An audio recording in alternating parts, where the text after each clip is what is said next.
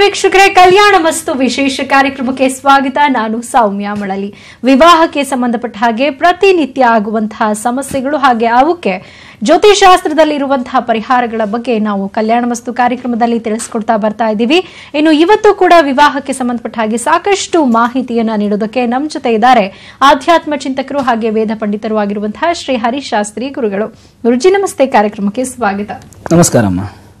ಗುರುಜಿ, ಪ್ರತಿನಿತ್ಯ ವಿವಾಹಕ್ಕೆ ಸಂಬಂಧಪಟ್ಟ ಹಾಗೆ ಒಂದೊಂದು ವಿಚಾರದ ಬಗ್ಗೆ ಮಾಹಿತಿಯನ್ನ ನೀಡ್ತಾ ಇರ್ತೀರಾ, ಮತ್ತೆ ಅದಕ್ಕೆ ಯಾವ ರೀತಿಯಾಗಿ ಪರಿಹಾರವನ್ನ ಕಂಡುಕೊಳ್ಬಹುದು ಅನ್ನೋದ್ರ ಬಗ್ಗೆ ಕೂಡ ತಿಳಿಸ್ಕೊಡ್ತಾ ಬರ್ತಿದ್ದೀರಿ. ಇನ್ನು ವಿವಾಹ ಅಂದ ತಕ್ಷಣ ಮೇನ್ ಆಗಿ ನೋಡುವಂಥದ್ದೇ ವಿವಾಹವಾಗುವಂತಹ ಮುಹೂರ್ತ. ಅಂದ್ರೆ ಇಡೀ ವಿವಾಹ ಅಂದ್ರೆ ಅವರ ಇಡೀ ದಾಂಪತ್ಯ ಜೀವನವನ್ನ ಆ ಒಂದು ಮುಹೂರ್ತ ನಿರ್ಧರಿಸುತ್ತೆ ಅಂತ ಹೇಳಲಾಗುತ್ತೆ. ಉತ್ತಮವಾದಂತಹ ಮುಹೂರ್ತದಲ್ಲಿ ಮದುವೆಯಾದ್ರೆ ದಾಂಪತ್ಯ ಜೀವನ ಕೂಡ ಉತ್ತಮವಾಗಿರುತ್ತೆ ಅನ್ನುವಂಥ ನಂಬಿಕೆ ಇದೆ. ಹಾಗಾದ್ರೆ ಈ ವಿವಾಹದಲ್ಲಿ ಮುಹೂರ್ತ ಅನ್ನುವಂಥದ್ದು ಎಷ್ಟು ಮಹತ್ವವನ್ನ ಪಡೆದುಕೊಂಡಿದೆ, ಅದರ ಒಂದು ಇಂಪಾರ್ಟೆನ್ಸ್ ಏನು ಅಂತ? ಓಂ ಶ್ರೀ ಗುರುಭ್ಯೋ ನಮಃ. ಹರಿ ಓಂ. ಭಾರತೀ ಕರುಣಾಪಾತ್ರಂ ಭಾರತೀ ಪದಭೂಷಣಂ ಭಾರತೀ ಪದಮಾರೂಢಂ ಭಾರತೀ ತೀರ್ಥಮಾಶ್ರಯೇ ಸದ್ಗುರು ಚರಣಾರವಿಂದಾಭ್ಯಾಂ ನಮಃ. ಮುಹೂರ್ತ ಅಥವಾ ಲಗ್ನ ಇವೆರಡೂ ಕೂಡ ಒಂದು ವಿವಾಹಕ್ಕೆ ಬಹಳಷ್ಟು ಮುಖ್ಯವಾಗಿರುತ್ತೆ. ಪ್ರತಿಯೊಂದು ಶುಭ ಕಾರ್ಯಕ್ಕೂ ನಾವು ಲಗ್ನ ಅನ್ನುವಂಥದ್ದು ಇಡಲೇಬೇಕಾಗುತ್ತೆ. ಅದು ಗೃಹ ಪ್ರವೇಶವಾಗಲಿ ಅಥವಾ ಒಂದು ನಾಮಕರಣವಾಗಲಿ, ಯಾವುದೇ ಶುಭ ಕಾರ್ಯ ಆದರೂ ಸಹ ನಾವು ಲಗ್ನ ಅನ್ನುವಂಥದ್ದು ಅಥವಾ ಮುಹೂರ್ತ ಅನ್ನುವಂಥದ್ದು ಬಹಳ ಮುಖ್ಯವಾಗಿ ಇಡಬೇಕಾಗುತ್ತೆ. ಆ ಮುಹೂರ್ತಕ್ಕೆ ಆ ಒಂದು ಶುಭ ಕಾರ್ಯ ನೆರವೇರಿದರೆ ಅದರಷ್ಟು ವಿಶೇಷವಾದ ಫಲ ನಮ್ಮ ಜೀವನದಲ್ಲಿ ಸುಖವಾಗಿ ಅನುಭವಿಸ್ತಾ ಇರ್ತೀವಿ. ಹಾಗಾಗಿ ಮದುವೆ ಅಂದ ತಕ್ಷಣ ಎಲ್ಲರೂ ಎದುರು ನೋಡುವಂತಹ ಒಂದು ಸಮಯ, ಒಂದು ಗಳಿಗೆ ಅಂತಂದರೆ ಅದು ಮಾಂಗಲ್ಯ ಧಾರಣೆ ಅಥವಾ ನಿರೀಕ್ಷಣೆಯ ಮುಹೂರ್ತ, ಅಂದರೆ ಜೀರಿಗೆ ಬೆಲ್ಲ ಇಡುವಂತಹ ಮುಹೂರ್ತ. ಇದಕ್ಕೆ ನಾವು ಜ್ಯೋತಿಷ್ಯ ಶಾಸ್ತ್ರದ ಪ್ರಕಾರ ಹುಡುಗನ ಒಂದು ನಕ್ಷತ್ರ, ಹುಡುಗಿಯ ನಕ್ಷತ್ರ, ಇವರಿಬ್ಬರ ನಕ್ಷತ್ರಕ್ಕೂ ತಾರಾಬಲ ಚಂದ್ರಬಲ ಇವೆರಡನ್ನು ನೋಡಿ ಒಂದು ಲಗ್ನವನ್ನು ಇಡ್ತೀವಿ. ಒಂದು ಲಗ್ನವು ಸರಿಸುಮಾರಾಗಿ 1 ಗಂಟೆ 45 ನಿಮಿಷದಿಂದ 2 ಗಂಟೆವರೆಗೂ ಇರುತ್ತೆ. ಆ 2 ಗಂಟೆ ಲಗ್ನದಲ್ಲಿ ಅಂತರ್ಲಗ್ನ ಅನ್ನುವಂಥದ್ದು ಒಂದು ಮಧ್ಯಮವಾದ ಲಗ್ನವನ್ನು ಸ್ಫುಟ ಮಾಡಿ ಕೇವಲ ಒಂದು 15ರಿಂದ 25 ನಿಮಿಷಗಳ ಮಾತ್ರ ಸಮಯ ಇರುವಂತಹದ್ದು ಲಗ್ನ ಅಂತೀವಿ. ಅಂಥ ಲಗ್ನವನ್ನು ಇಟ್ಟಾಗ ಆ ಲಗ್ನದಲ್ಲೇ ಜೀರಿಗೆ ಬೆಲ್ಲ ಧಾರಣೆ ಮಾಡುವಂಥದ್ದು ಮತ್ತು ಮಾಂಗಲ್ಯ ಧಾರಣೆಯನ್ನು ಮಾಡುವಂಥದ್ದು, ಇವೆರಡನ್ನೂ ಮಾಡಿದಾಗ ಆ ಒಂದು ದಾಂಪತ್ಯ ಜೀವನಕ್ಕೆ ಕಾಲಿಡ್ತಾ ಇರ್ತಕ್ಕಂಥ ಆ ಹೆಣ್ಣಾಗಬಹುದು ಗಂಡಾಗಬಹುದು ಅವರ ಜೀವನ ಪೂರ್ತಿ ಆಗುವವರೆಗೂ ಕೂಡ ಸಂತೃಪ್ತಿಯಾದಂತಹ ಒಂದು ಸುಖವನ್ನು ಅನುಭವಿಸ್ತಾರೆ ಅಂತ ನಾವು ಜ್ಯೋತಿಷ್ಯ ಶಾಸ್ತ್ರದ ಪ್ರಕಾರ ಈ ಮುಹೂರ್ತ ಮತ್ತು ಲಗ್ನದ ವಿಚಾರವಾಗಿ ಹೇಳ್ಬೋದಾಗಿರುತ್ತೆ. ಇನ್ನು ಮುಖ್ಯವಾಗಿ ನಾವು ಹೇಳೋದಾದ್ರೆ ಲಗ್ನವನ್ನು ಇಡುವಂಥದ್ದು ಹೇಗೆ, ಲಗ್ನ ಅನ್ನುವಂಥದ್ದು ಮುಹೂರ್ತ ಅನ್ನುವಂಥದ್ದು ಯಾವ ರಾಶಿಯಲ್ಲಿಡಬೇಕು ಮತ್ತು ಆ ಲಗ್ನವನ್ನು ಇಡುವಂತಹದ್ದು ವಿವಾಹ ಸಂದರ್ಭವಾಗಿ ಏನೇನು ಕ್ರಮಗಳನ್ನು ನಾವು ಜ್ಯೋತಿಷ್ಯ ಶಾಸ್ತ್ರ ಪ್ರಕಾರ ಆಚರಣೆ ಮಾಡಬೇಕು ಅಂತಂದ್ರೆ ಮುಖ್ಯವಾಗಿ ಲಗ್ನದಲ್ಲಿ ಚಂದ್ರ ಇರಬಾರದು. ಯಾವ ಲಗ್ನವನ್ನು ನಾವು ಇಡ್ತೀವೋ ಆ ಲಗ್ನದಲ್ಲಿ ಚಂದ್ರ ಇಡಬಾರದು. ಮತ್ತು ಯಾವುದೇ ಕಾರಣಕ್ಕೂ ವೃಶ್ಚಿಕ ಲಗ್ನ ಮತ್ತು ಕುಂಭ ಲಗ್ನವನ್ನ ಮದುವೆಯ ಸಂದರ್ಭದಲ್ಲಿ ಇಡಬಾರದು. ಇದು ತುಂಬಾ ಮುಖ್ಯವಾಗಿರುತ್ತೆ. ಎಲ್ಲರೂ ಏನ್ ತಪ್ಪು ಮಾಡ್ತಾರೆ, ವೃಶ್ಚಿಕ ಲಗ್ನದಲ್ಲಿ ಇಟ್ಕೊಳ್ತಾರೆ, ಕುಂಭ ಲಗ್ನದಲ್ಲಿ ಇಟ್ಕೊಳ್ತಾರೆ. ಕುಂಭ ಲಗ್ನ ಅಂದ್ರೆ ಕೆಲವರು ಏನ್ ಮಾಡ್ತಾರೆ, ಕುಂಭ ಅಂತಂದ್ರೆ ತುಂಬಿದ ಬಿಂದಿಗೆ, ಸಂಸಾರ ತುಂಬಿದಂತ ಸಂಸಾರ ಆಗತ್ತೆ ಅಂತ ಸುಮಾರು ಜನ ಕುಂಭ ಲಗ್ನವನ್ನು ಇಡ್ತಾರೆ. ಆದ್ರೆ ವಿವಾಹ ಮುಹೂರ್ತ ಲಗ್ನದಲ್ಲಿ ಕುಂಭ ಲಗ್ನ ನಿಷಿದ್ಧವಾಗಿರುತ್ತೆ.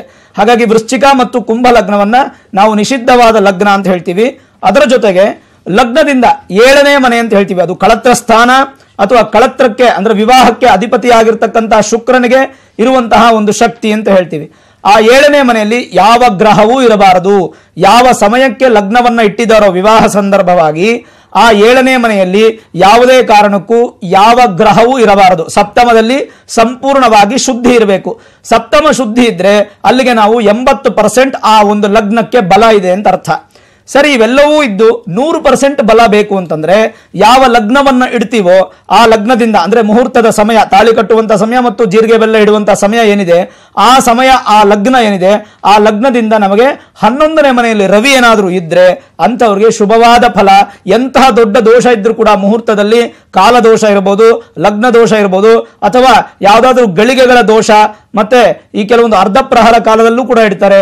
ಇವೆಲ್ಲವೂ ಕೂಡ ದೋಷ ನಿವಾರಣೆ ಆಗುತ್ತೆ.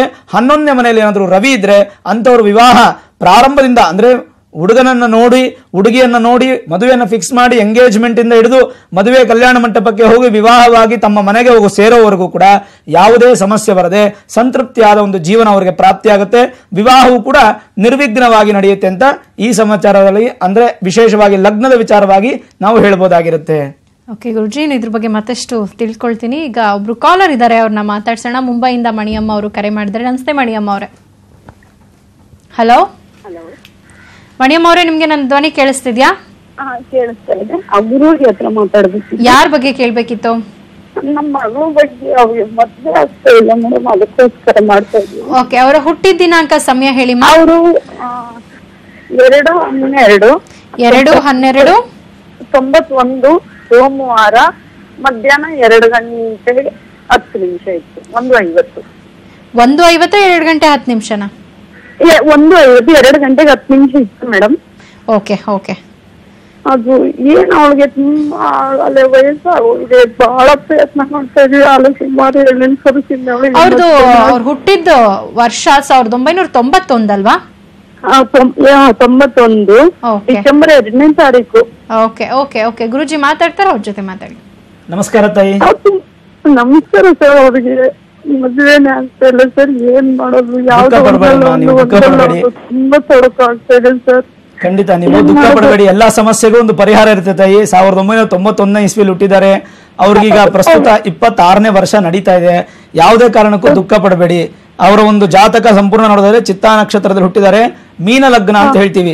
ಮೀನ ಲಗ್ನದಲ್ಲಿ ಹುಟ್ಟಿರ್ತಕ್ಕಂಥವ್ರು ಅವರಿಗೆ ಅರ್ಧಕಾಲ ಸರ್ಪದೋಷ ಇದೆಯಮ್ಮ. ಈ ಸರ್ಪದೋಷ ಇರ್ತಕ್ಕಂಥ ವ್ಯಕ್ತಿಗಳಿಗೆ ಸಾಧಾರಣವಾಗಿ 30-33 ವರ್ಷದ ನಂತರ ವಿವಾಹ ಮಾಡಬೇಕು ಅಂತ ನಾವು ಹೇಳ್ತೀವಿ. ನೀವೇನೂ ಭಯಪಡ ಅವಶ್ಯಕತೆ ಇಲ್ಲ. ನಿಮ್ಮ ಮಗನ ವಿವಾಹ ವಿಚಾರವಾಗಿ ಏನೂ ಸಮಸ್ಯೆ ಆಗೋದಿಲ್ಲ. ಆದಷ್ಟು ಪ್ರತಿ ಶುಕ್ರವಾರ ರಾಹುಕಾಲದ ಸಮಯದಲ್ಲಿ ನಿಂಬೆಹಣ್ಣಿನ ದೀಪ ದುರ್ಗಾ ದೇವಸ್ಥಾನದಲ್ಲಿ ಅವರ ಹೆಸರಲ್ಲಿ ಅರ್ಚನೆ ಮಾಡಿ ಹಚ್ಚಿ ಅಮ್ಮ. ಅದನ್ನ ಹಚ್ಚುತ್ತಾ ಬನ್ನಿ. ಅದರ ಜೊತೆಗೆ ಈ ಕಾಳಸರ್ಪ ದೋಷ ಅನ್ನುವಂಥದ್ದು ನಮಗೆ ವಿವಾಹ ಲೇಟ್ ಮ್ಯಾರೇಜ್ ಆಗುತ್ತೆ. ನೀವು ದುಃಖ ಪಡಬೇಡಿ, ಮನಸ್ಸಲ್ಲಿ ನೊಂದ್ಕೊಂಬೇಡಿ. ಮನೆ ದೇವರನ್ನ ಪ್ರಾರ್ಥನೆ ಮಾಡಿ ಶುಕ್ರವಾರ ನಿಂಬೆಹಣ್ಣು ದೀಪ ಹಚ್ಚಿ ಖಂಡಿತವಾಗ್ಲೂ 1 ವರ್ಷದೊಳಗೆ ಅವ್ರ ವಿವಾಹ ಆಗುತ್ತೆ. ನಿಮ್ಮ ದುಃಖವೂ ಕೂಡ ಪರಿಹಾರವಾಗುತ್ತೆ. ಸಂತೃಪ್ತಿಯಾದಂತ ಒಂದು ಸಂಸಾರ ಅವ್ರಿಗೆ ಅಭಿವೃದ್ಧಿ ಆಗುತ್ತೆ. ಇದನ್ನ ಮಾಡಿ, ಒಳ್ಳೇದಾಗ್ಲಿ. ಓಕೆ, ಧನ್ಯವಾದ ಕರೆ ಮಾಡಿದ್ದಕ್ಕಾಗಿ. ಗುರುಜಿ, ಮುಹೂರ್ತದ ವಿಚಾರಕ್ಕೆ ಸಂಬಂಧಪಟ್ಟ ಹಾಗೆ ತಿಳಿಸ್ಕೊಡ್ತಾ ಇದ್ರಿ. ಅಂದರೆ ಲಗ್ನ ಇಡುವಂಥದ್ದು ಎಷ್ಟು ಮಟ್ಟಿಗೆ ತುಂಬಾ ಇಂಪಾರ್ಟೆಂಟ್ ಅನ್ನೋದ್ರ ಬಗ್ಗೆ. ಈಗ ಕೆಲವೊಂದ್ಸಲ ಆ ಒಂದು ಲಗ್ನದಲ್ಲಿ ವಿವಾಹ ಆಗೋದಿಲ್ಲ. ಈಗ ಎಷ್ಟೋ ಸಂದರ್ಭದಲ್ಲಿ ಬೆಳಗಿನ ಜಾವ ಇರುತ್ತೆ, ಸ್ವಲ್ಪ ತಡವಾಗುತ್ತೆ. ಅಂದರೆ ಲಗ್ನ ಮಿಸ್ ಆಗಿ ಏನಾದರೂ ವಿವಾಹ ಆದರೆ ಏನಾದರೂ ಸಮಸ್ಯೆಗಳಾಗುತ್ತಾ ಅಂತ? ಖಂಡಿತವಾಗ್ಲೂ ಅಮ್ಮ. ಯಾಕೆಂತಂದ್ರೆ ಲಗ್ನವನ್ನ ಇಡೋದಕ್ಕೆ ಮೊದಲೇ ಇಬ್ಬರ ನಕ್ಷತ್ರಗಳನ್ನು ನೋಡಿ, ಅಂದ್ರೆ ವಧುವರರ ನಕ್ಷತ್ರಗಳನ್ನು ನೋಡಿ, ಆ ನಕ್ಷತ್ರಕ್ಕೆ ಅನುಸಾರವಾಗಿರ್ತಕ್ಕಂಥ ಶುಭವಾಗಿರ್ತಕ್ಕಂಥ ಲಗ್ನವನ್ನ ಜ್ಯೋತಿಷ್ಯ ಶಾಸ್ತ್ರದಲ್ಲಿ ನಾವು ಅದನ್ನು ಅನಾಲಿಸಿಸ್ ಮಾಡಿ ಆ ಒಂದು ಲಗ್ನವನ್ನು ಇಡ್ತೀವಿ. ಇಟ್ಟಂತ ಲಗ್ನ ಯಾವುದೇ ಕಾರಣಕ್ಕೂ ಚೇಂಜ್ ಆಗಬಾರ್ದು. ಸಾಧಾರಣವಾಗಿ ನಾವೇನು ಮಾಡ್ತೀವಿ, ಒಂದು ಅಂತರ್ಲಗ್ನ ಅಂತ ಏನು ಕೊಡ್ತೀವಿ, ಒಂದು 15 ಇಂದ 25 ನಿಮಿಷ. ಅಕಸ್ಮಾತ್ ಆಗಿ ಲಗ್ನ ಚೇಂಜ್ ಆದ್ರೂ ಕೂಡ ಲಗ್ನ ಇರುತ್ತೆ, ಇನ್ನೂ ಶೇಷ ಇರುತ್ತೆ. ಆದ್ರೂ ಆ ಲಗ್ನ ಅನ್ನುವಂಥದ್ದು, ಯಾಕೆಂದ್ರೆ ನಾವು ಒಂದು ವಿವಾಹದ ಮಂತ್ರ ಹೇಳಬೇಕಾದ್ರೆ ಸುಲಗ್ನ ಸಾವಧಾನ ಅಂತ ಹೇಳ್ತೀವಿ. ಅಂದ್ರೆ ಸುಲಗ್ನವಾಗಿದೆ, ಲಗ್ನ ಪ್ರಾರಂಭ ಆಗ್ತದೆ, ಎಲ್ಲರೂ ಸಾವಧಾನವಾಗಿರಿ, ಅಂದ್ರೆ ನಿಶ್ಶಬ್ದವಾಗಿದ್ದು ಎಲ್ಲ ಲಗ್ನದ ಕಡೆಗೆ ಗಮನ ಕೊಡಿ ಅಂತ ಹೇಳ್ತೀವಿ. ಆ ಲಗ್ನ ಅನ್ನುವಂಥದ್ದು ಯಾವುದೇ ಕಾರಣಕ್ಕೆ ಮಿಸ್ ಆಗಬಾರದು. 99% ಯಾರು ಮಿಸ್ ಮಾಡೋದಿಲ್ಲ. ಯಾಕಂದ್ರೆ ಲಗ್ನ ಅನ್ನೋದು ಅಷ್ಟು ಇಂಪಾರ್ಟೆಂಟ್ ಆಗಿರುತ್ತೆ. ಯಾಕಂದ್ರೆ ಜೀವನದ ಪ್ರಶ್ನೆ ಇದು. ಏನೋ 1 ದಿನಕ್ಕೆ 2 ದಿನಕ್ಕೆ ಮುಗಿದೋಗುತ್ತೆ ಅನ್ನೋದಾದ್ರೆ ಖಂಡಿತವಾಗ್ಲೂ ಅದರ ಬಗ್ಗೆ ಯಾರು ಕೂಡ ತಲೆ ಕೆಡಿಸ್ಕೊಳ್ಳೋದಿಲ್ಲ. ಇದು ಜೀವನದ ಪ್ರಶ್ನೆ. ಕೊನೆಯ ಪ್ರಾಣದಲ್ಲಿ ಜನ್ಮ ಇರೋವರೆಗೂ ಕೂಡ ನಮಗೆ ಸಂಪೂರ್ಣವಾಗಿ ಈ ಒಂದು ಮುಹೂರ್ತ ಅನ್ನುವಂಥದ್ದು ಫಿಕ್ಸ್ ಆಗುತ್ತೆ. ಹಾಗಾಗಿ ಆ ಲಗ್ನ ಅನ್ನುವಂಥದ್ದು ತುಂಬಾ ವಿಶೇಷವಾಗಿರ್ತಕ್ಕಂಥದ್ದು. ಆ ಲಗ್ನವನ್ನ ಯಾವುದೇ ಕಾರಣಕ್ಕೂ ಮೀರಬಾರದು. ಅಕಸ್ಮಾತ್ ಮೀರಿದ್ರೆ ಅದಕ್ಕೆ ಬೇಕಾದಂತ ಕೆಲವೊಂದು ಶಾಂತಿಗಳನ್ನ ಮಾಡಿಕೊಂಡೇ ತದನಂತರವಾಗಿ ಜೀವನವನ್ನ ಪ್ರಾರಂಭ ಮಾಡಬೇಕು ಅಂತ ಹೇಳ್ಬೋದಮ್ಮ. ಓಕೆ, ಈಗ ಒಬ್ರು ಕಾಲರ್ ಇದ್ದಾರೆ, ಅವ್ರನ್ನ ಮಾತಾಡ್ಸೋಣ. ರಾಜು ಅವರು ತುಮಕೂರಿಂದ ಕರೆ ಮಾಡಿದ್ದಾರೆ. ನಮಸ್ತೆ ರಾಜು ಅವರೇ. ನಮಸ್ಕಾರ ಮೇಡಮ್. ಯಾರ ಬಗ್ಗೆ ಕೇಳಬೇಕಿತ್ತು? ಮಗಳ ಬಗ್ಗೆ. ಓಕೆ, ಅವರ ಹುಟ್ಟಿದ ದಿನಾಂಕ ಸಮಯ ಹೇಳಿ. ಓಕೆ, ಕರೆ ಕಟ್ಟಾಗಿದೆ. ಸೊ ವೀಕ್ಷಕರೇ, ನಿಮಗೂ ಕೂಡ ಇದೇ ರೀತಿಯಾದಂತಹ ಸಮಸ್ಯೆಗಳಿದ್ದಲ್ಲಿ, ಅಂದರೆ ವಿವಾಹಕ್ಕೆ ಸಂಬಂಧಪಟ್ಟಂತೆ ಏನಾದರೂ ಸಮಸ್ಯೆಗಳಾಗ್ತಾ ಇದ್ದಲ್ಲಿ ನೀವು ಕೂಡ ನಮ್ಮ ಕಾರ್ಯಕ್ರಮಕ್ಕೆ ಕರೆ ಮಾಡಬಹುದು. ಗುರೂಜಿ ಅವರು ಈ ನಿಮ್ಗೆ ಆಗ್ತಾ ಇರುವಂತಹ ಸಮಸ್ಯೆಗೆ ಸಂಬಂಧಪಟ್ಟ ಹಾಗೆ ಜಾತಕವನ್ನ ನೋಡಿ ನಿಮಗೆ ಬೇಕಾದಂತಹ ಪರಿಹಾರವನ್ನ ತಿಳಿಸ್ಕೊಡ್ತಾರೆ. ಈಗ ಮತ್ತೊಬ್ರು ಕಾಲರ್ ರೆಡಿ ಇದ್ದಾರೆ, ಗಗನ ಅವರು ಬೆಂಗಳೂರಿನಿಂದ ಕರೆ ಮಾಡಿದ್ದಾರೆ. ನಮಸ್ತೆ ಗಗನ ಅವರೇ. ಗಗನ ತಾಯಿ ಮಾತಾಡ್ತಾ ಇರೋದು. ಹೇಳಿಮ್ಮ, ಯಾರ ಬಗ್ಗೆ ಕೇಳಬೇಕಿತ್ತು? ನಮ್ಮ ಮಗಳ ಬಗ್ಗೆ. ಗಗನ ಲಕ್ಷ್ಮಿ ಅಂತ ಅವಳ ಹೆಸರು. ಓಕೆ, ಅವ್ರ ಹುಟ್ಟಿದ ದಿನಾಂಕ ಹೇಳಿ. ಹುಟ್ಟಿದ ದಿನಾಂಕ 7/6/1996. 7/6/1996. ಸಮಯ ಸಮಯ 8:15. 8:15 ಬೆಳಗ್ಗೆನಾ ರಾತ್ರಿನಾ? ಬೆಳಿಗ್ಗೆ ಬೆಳಿಗ್ಗೆ ಶುಕ್ರವಾರ. ಓಕೆ. ನಮ್ಮ ಮಗಳಿಗೆ ಸ್ವಲ್ಪ ಮದ್ವೆ ಎಲ್ಲ ಸೆಟ್ ಆಗಿ ಮತ್ತೆ ಎಂಗೇಜ್ಮೆಂಟ್ ಆಗಿ ಮತ್ತೆ ನಿಂತೋಯ್ತು. ಓಕೆ. ಅದಕ್ಕೆ ಗುರುಜಿ ಮಾತಾಡ್ತಾರೆ, ಅವ್ರ ಜೊತೆ ಮಾತಾಡಿ. ನಮಸ್ಕಾರ ತಾಯಿ. ನಮಸ್ಕಾರ ಗುರುಜಿ. ಹೇಳಿ ತಾಯಿ, ಎಂಗೇಜ್ಮೆಂಟ್ ಆಗಿ ನಿಂತು ಹೋಗಿದೆ ಈಗ? ಹೌದು. ಧನಿಷ್ಠ ನಕ್ಷತ್ರದಲ್ಲಿ ಹುಟ್ಟಿದಾರಮ್ಮ? ಧನಿಷ್ಠ ನಕ್ಷತ್ರ ಕುಂಭರಾಶಿಯಲ್ಲಿ. ಹೌದು. ಅವಳಿಗೆ ಏನು ವಿಶೇಷ ಅಂದ್ರೆ ಅವಳಿಗೆ 6 ಬೆಳ್ಳಿದೆ. ಕೈಯಲ್ಲಿ ಕಾಲಲ್ಲೆಲ್ಲ 6 ಬೆಳ್ಳಿದೆ. ಸರಿ ಸರಿ. ನೋಡಿ, ಆಕೆ ಜಾತಕವನ್ನು ನೋಡ್ತಾ ಇದ್ದಾಗ ಆಕೆಗೆ ಸರ್ಪ ದೋಷವೂ ಇಲ್ಲ, ಕುಜ ದೋಷವೂ ಇಲ್ಲ. ಕುಜ ಅಂತಕ್ಕಂಥವನು ಒಳ್ಳೆಯ ಮನೆಯಲ್ಲಿದೆ, ಅಂದ್ರೆ ಶುಕ್ರನ ಮನೆಯಲ್ಲಿದ್ದಾನೆ, ಜೊತೆಗೆ ಸರ್ಪ ದೋಷವೂ ಇಲ್ಲ. ಹಾಗಾಗಿ ವಿವಾಹ ಸಂಬಂಧಪಟ್ಟಂತ ಯಾವ ದೋಷವೂ ಇಲ್ಲಮ್ಮ. ಆಕೆಗೆ ವಿವಾಹ ಯೋಗ ಅನ್ನುವಂಥದ್ದೇ ಇನ್ನೂ ಒಂದು ಸ್ವಲ್ಪ ದೂರವಾಗಿದೆ. ನೀವು ಆತರ ಪಟ್ಟಿದ್ದೀರಾ ಅಂತೀರ ಪ್ರಾಯಶಃ, ಹಾಗಾಗಿ ಎಂಗೇಜ್ಮೆಂಟ್ ಕ್ಯಾನ್ಸಲ್ ಆಗಿದೆ ಅಂತ ನಾನು ಹೇಳ್ಬೋದು. ಆಕೆಗೆ ವಿವಾಹ ಯೋಗ ಇರತಕ್ಕಂಥದ್ದೇ 2019ರಿಂದ 2022ರ ಇಸ್ವಿವರೆಗೂ. ಈ 3 ವರ್ಷದಲ್ಲೇ ಆಕೆಗೆ ವಿವಾಹ ಯೋಗ ಅನ್ನುವಂಥದ್ದು ಮೊದಲನೇ ಬಾರಿಗೆ ಬರುತ್ತೆ. ಅಂದ್ರೆ ಗುರು ದಶೆ ಇರುವಂಥದ್ದು.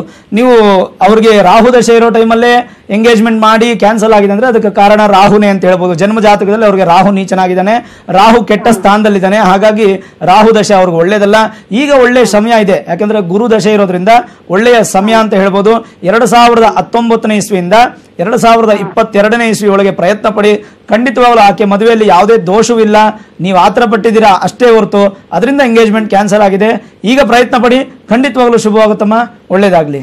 ಧನ್ಯವಾದ ಕರೆ ಮಾಡಿದಕ್ಕಾಗಿತ್ತ. ಗುರುಜಿಗೊಬ್ರು ಕಾಲರ್ ರೆಡಿ ಇದ್ದಾರೆ, ಅವ್ರನ್ನ ಮಾತಾಡ್ಸೋಣ. ಕಲಾ ಅವರು ಮಾಗಡಿಯಿಂದ ಕರೆ ಮಾಡಿದ್ದಾರೆ. ನಮಸ್ತೆ ಕಲಾ ಅವರೇ.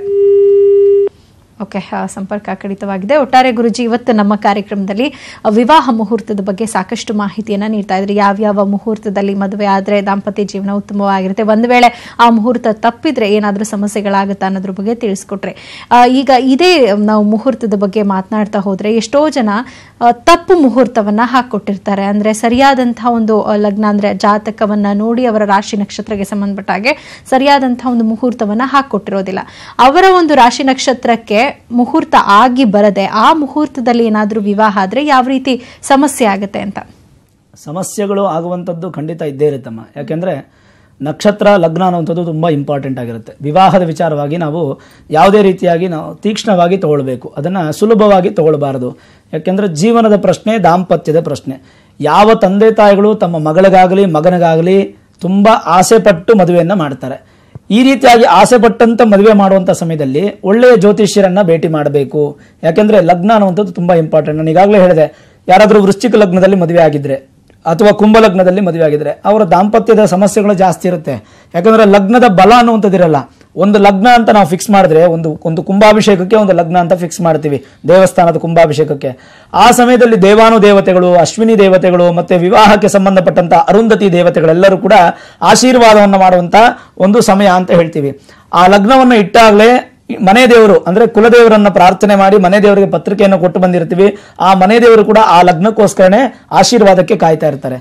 ಆ ಸಮಯವನ್ನು ನಾವು ಬಿಟ್ಟು ಬೇರೆ ಸಮಯದಲ್ಲಿ ಮಾಡಿದಾಗ ಮನೆ ದೇವರ ಆಶೀರ್ವಾದ ಸಿಗಲ್ಲ, ಮತ್ತೆ ಲಗ್ನದ ಬಲ ಇರೋಲ್ಲ, ಒಟ್ಟಾರೆ ಅವರ ನಕ್ಷತ್ರಕ್ಕೆ ಅನುಕೂಲವಾಗುವಂತಹ ಒಂದು ಸಮಯ ಆಗಿರೋದಿಲ್ಲ. ಆ ಥರದ್ದೇನಾದ್ರೂ ಆದ್ರೆ ಖಂಡಿತವಾಗಲೂ ಅವರ ಒಂದು ಜೀವನ ಯಶಸ್ಸಾಗಿರೋದಿಲ್ಲ. ಯಾಕೆಂದ್ರೆ ಎಲ್ಲರ ಆಶೀರ್ವಾದ ಇದ್ರೆ ಮಾತ್ರನೇ ಒಂದು ದಾಂಪತ್ಯ ಚೆನ್ನಾಗಿ ಉಳಿಯುವಂಥದ್ದು. ಈ ತರ ತಪ್ಪಾದ ಮುಹೂರ್ತಗಳನ್ನ ಖಂಡಿತ ಇಡಬಾರದು. ಇಟ್ಟಾಗ ಅವರ ಸಮಸ್ಯೆ ಆಗೇ ಆಗುತ್ತೆ. ಅದಕ್ಕೆ ಕೆಲವೊಂದು ಪರಿಹಾರಗಳನ್ನ ಮಾಡಿಕೊಳ್ಳಲೇಬೇಕಾಗುತ್ತೆ. ಓಕೆ ಗುರುಜಿ, ಆದ್ರೆ ಪರಿಹಾರ ಹೇಗೆ ಮಾಡ್ಕೊಳ್ಳೋದು ಅನ್ನೋದ್ರ ಬಗ್ಗೆ ಕೂಡ ತಿಳ್ಕೊಳ್ತೀನಿ. ಒಬ್ರು ಕಾಲರ್ ರೆಡಿ ಇದ್ದಾರೆ, ಅವ್ರನ್ನ ಮಾತಾಡ್ಸೋಣ. ವಿದ್ಯಾಶ್ರೀ ಅವರು ಬೆಳಗಾವಿಯಿಂದ ಕರೆ ಮಾಡಿದ್ದಾರೆ. ನಮಸ್ತೆ ವಿದ್ಯಾಶ್ರೀ ಅವರೇ. ನಮಸ್ತೆ ಮೇಡಮ್. ಯಾರ ಬಗ್ಗೆ ಕೇಳಬೇಕಿತ್ತು ಮೇಡಮ್? ನಮ್ಮ ಬಗ್ಗೆನೆ. ಓಕೆ, ಹುಟ್ಟಿದ ದಿನಾಂಕ ಹೇಳಿಮಾ. 10/12/1990. ಓಕೆ, ಸಮಯ? ರವಿವಾರ ರಾತ್ರಿ 1:30. 1:30. ಹಾ, ಅಂದ್ರೆ ಅದು 9ರ ರಾತ್ರಿ ಅಲ್ವಾ? ಗೊತ್ತಿಲ್ಲ ಮೇಡಮ್. ಓಕೆ, ಮಧ್ಯರಾತ್ರಿ ಅಲ್ವಾ 1:30? ಹಾ, ಮಧ್ಯರಾತ್ರಿ 1:30. ಓಕೆ, ಗುರುಜಿ ಮಾತಾಡ್ತಾರೆ, ಅವ್ರ ಜೊತೆ ಮಾತಾಡಿ. ನಮಸ್ಕಾರ ತಾಯಿ. ನಮಸ್ತೆ ಗುರುಜಿ. ಅಂದ್ರೆ ಸೋಮವಾರ ರಾತ್ರಿ ಮಂಗಳವಾರ ಬೆಳಗ್ಗೆ ಅಲ್ಲಮ್ಮ? ಹಾ ಹೌದು ಗುರುಜಿ. ಹಸ್ತ ನಕ್ಷತ್ರ ಕನ್ಯಾ ರಾಶಿಯಲ್ಲಿ ಹುಟ್ಟಿದ್ದೀರಾ? ಹಾ, ಕನ್ಯಾ ರಾಶಿ ಮೇಡಮ್. ಗುರುಜಿ ಉತ್ತರ ನಕ್ಷತ್ರ ಬರುತ್ತೆ. ಅದೇ ಸಮಯ ನೀವು ಸ್ವಲ್ಪ ಗೊಂದಲ ಮಾಡ್ಕೊಂಡಿದ್ದೀರಾ. ಇರ್ಲಿ, ಹೇಳಿ. ಈಗ ವಿವಾಹಕ್ಕೆ ಪ್ರಯತ್ನ ಪಡ್ತಾ ಇದ್ದೀರಾ ಅಲ್ವಾ ನೀವು? ಹೌದು ಗುರುಜಿ, ತುಂಬಾ ದಿನದಿಂದ ಪ್ರಯತ್ನ ಪಡ್ತಾ ಇದೀವಿ. ತೊಂದರೆ ಆಗ್ತಿದೆ, ಏನಾಗ್ತಿದೆ ಅಂತ ಗೊತ್ತಿಲ್ಲ. ಏನಾದ್ರೂ ಇದೆಯಾ ಅಂತ ಹೇಳ್ಬೇಕು. ನೋಡಿ, ಜಾತಕ ಅನ್ನುವಂಥದ್ದು ನಮ್ಮ ವಿವಾಹದ ಜೀವನವನ್ನ ಸಂಪೂರ್ಣವಾಗಿ ತಿಳಿಯೋದಕ್ಕೆ ಜಾತಕ ನಮಗೆ ಸಪೋರ್ಟ್ ಮಾಡುತ್ತೆ ಅಂತ ಹೇಳ್ತೀವಿ. ಯಾಕೆಂತಂದ್ರೆ ನಿಮ್ಮ ಜನ್ಮ ಜಾತಕದಲ್ಲಿ ಲಗ್ನದಲ್ಲಿ ಚಂದ್ರ ಇದ್ದಾನೆ, ಅದು ಕನ್ಯಾ ಲಗ್ನ ಅಂತ ಹೇಳ್ತೀವಿ. ಲಗ್ನದಿಂದ 11ನೇ ಮನೆಯಲ್ಲಿ ವಿಶೇಷವಾಗಿ ಕೆಲವೊಂದು ಗ್ರಹಗಳ ನೆಗೆಟಿವ್ ಪವರ್ಸ್ ನಿಮ್ಮ ಜಾತಕದಲ್ಲಿದೆ. ಜೊತೆಗೆ ರಾಹು ಅನ್ನುವಂತಹ ದೃಷ್ಟಿ ಕೂಡ ಶುಕ್ರನ ಮೇಲೆ ಇರೋದ್ರಿಂದ ಶುಕ್ರ ಕಳತ್ರಕಾರಕ, ಮತ್ತೆ 7ನೇ ಮನೆ ಸ್ಥಾನಕ್ಕೆ ಅಧಿಪತಿಯಾಗಿರ್ತಕ್ಕಂಥ ಗುರು ಕೂಡ ನೀಚನಾಗಿದ್ದಾನೆ. ಈ ಗುರು ನೀಚ ಮತ್ತೆ ರಾಹುವಿನ ದೃಷ್ಟಿ ಇವೆಲ್ಲವೂ ಇರೋದ್ರಿಂದ ಏನಾಗುತ್ತೆ, ಸಾಧಾರಣವಾಗಿ ಸಮಸ್ಯೆಗಳು ಜಾಸ್ತಿ ಆಗುತ್ತೆ. ಹಾಗಾಗಿ ವಿವಾಹ ಸಂಬಂಧಪಟ್ಟಾಗಿ ನೀವೇನು ಯೋಚನೆ ಮಾಡಬೇಡಿ. ಇಷ್ಟು ವಿಳಂಬ ಆಗ್ತಾ ಇದ್ರು ಕೂಡ ನನ್ನ ಮದುವೆ ಆಗ್ತಾ ಇಲ್ಲ ಅನ್ನುವಂತ ಆತಂಕ ನೀವು ಪಡಬೇಡಿ. ಖಂಡಿತವಾಗ್ಲೂ ಅದಕ್ಕೊಂದು ಸಮಸ್ಯೆ ಪರಿಹಾರ ಇದ್ದೇ ಇರುತ್ತೆ. ಎಲ್ಲಾ ಸಮಸ್ಯೆಗೂ ಪರಿಹಾರ ನಾವು ಹುಡುಕಬೇಕು. ಹಾಗಾಗಿ ಪಾರ್ವತಿ ಸ್ವಯಂವರ ಅನ್ನುವಂತಹ ಮಂತ್ರ ಜಪ ಮಾಡಿಮ್ಮ. ನಿಮ್ಮ ನಿಮ್ಮ ಮನೆ ಸುತ್ತು ಯಾವ್ದು ದೇವಸ್ಥಾನಗಳು ಅಥವಾ ಯಾರಾದ್ರೂ ಬ್ರಾಹ್ಮಣರಿದ್ರೆ ಅವ್ರ ಕೈಲಿ ಅದನ್ನ ಬರೆಸ್ಕೊಂಡು ಆ ಮಂತ್ರ ಪ್ರತಿನಿತ್ಯ ಜಪ ಮಾಡಿ. ಶಕ್ತಿ ಇದ್ರೆ ಒಂದ್ಸಲ ಪಾರ್ವತಿ ಸ್ವಯಂವರ ಹೋಮವನ್ನು ಮಾಡಿಸ್ಕೊಳ್ಳಿ. ಅತಿ ಶೀಘ್ರವಾಗಿ ವಿವಾಹ ಆಗುತ್ತಮ್ಮ. ಒಳ್ಳೇದಾಗ್ಲಿ. ಧನ್ಯವಾದ ಕರೆ ಮಾಡಿದ್ದಕ್ಕಾಗಿ. ಗುರುಜಿ, ವಿವಾಹ ಮುಹೂರ್ತಕ್ಕೆ ಸಂಬಂಧಪಟ್ಟಾಗಿ ಸಾಕಷ್ಟು ಮಾಹಿತಿಯನ್ನು ನೀಡ್ತಾ ಇದ್ರೆ, ಆದರೆ ವಿವಾಹ ಮುಹೂರ್ತ ತಪ್ಪಿ ಮದುವೆ ಆದರೆ ಅಥವಾ ಏನಾದರೂ ಸಮಸ್ಯೆಗಳಾದಂತಹ ಸಂದರ್ಭದಲ್ಲಿ ಯಾವ ರೀತಿಯಾಗಿ ಪರಿಹಾರ ಮಾಡ್ಕೊಳ್ಬೇಕು ಅನ್ನೋದನ್ನ ಕೂಡ ತಿಳ್ಕೊಳ್ತೀನಿ. ಆದರೆ ಇವತ್ತು ಸಮಯದ ಅಭಾವ ಇರೋದ್ರಿಂದ ಮುಂದಿನ ಕಾರ್ಯಕ್ರಮದಲ್ಲಿ ಅದ್ರ ಬಗ್ಗೆ ಸಮಗ್ರ ಮಾಹಿತಿಯನ್ನ ನೀಡಿ ಅಂತ ಹೇಳ್ತಾ ಇವತ್ತಿನ ಕಾರ್ಯಕ್ರಮದಲ್ಲಿ ಸಾಕಷ್ಟು ಉತ್ತಮ ವಿಚಾರಗಳನ್ನ ತಿಳಿಸ್ಕೊಟ್ಟಿದ್ದೀರಾ. ಧನ್ಯವಾದ. ಒಳ್ಳೆದಾಗ್ಲಿ. ಸರ್ವೇ ಜನಾಃ ಸುಖಿನೋ ಭವಂತು, ಸಮಸ್ತ ಸನ್ಮಂಗಳಾನಿ ಭವಂತು. ಇನ್ನು ವೀಕ್ಷಕರೇ, ನಿಮಗೂ ಕೂಡ ಇದೇ ರೀತಿಯಾದಂತಹ ಸಮಸ್ಯೆಗಳಾಗ್ತಾ ಇದ್ದು ಗುರೂಜಿ ಅವರನ್ನ ವೈಯಕ್ತಿಕವಾಗಿ ಭೇಟಿಯಾಗಿ ನಿಮ್ಮ ಸಮಸ್ಯೆಗೆ ಪರಿಹಾರವನ್ನ ಕಂಡುಕೊಳ್ಳಲು ಇಚ್ಛಿಸಿದಲ್ಲಿ ಅವರ ದೂರವಾಣಿ ಸಂಖ್ಯೆ 962068651323235266 ಈ ದೂರವಾಣಿ ಸಂಖ್ಯೆಗೆ ಕರೆ ಮಾಡಿ ಹೆಚ್ಚಿನ ಮಾಹಿತಿಯನ್ನ ಪಡ್ಕೊಳ್ಳಿ. ಇದಾಗಿತ್ತು ಇವತ್ತಿನ ಕಲ್ಯಾಣ ಮಸ್ತು ಕಾರ್ಯಕ್ರಮ. ನೋಡ್ತಾರಿ ನ್ಯೂಸ್ 18 ಕನ್ನಡ. ಜಾಲ ನಮ್ಮದು, ಬಲ ನಿಮ್ಮದು. ಕಲ್ಯಾಣಾದ್ಭುತ ಗಾತ್ರಾಯ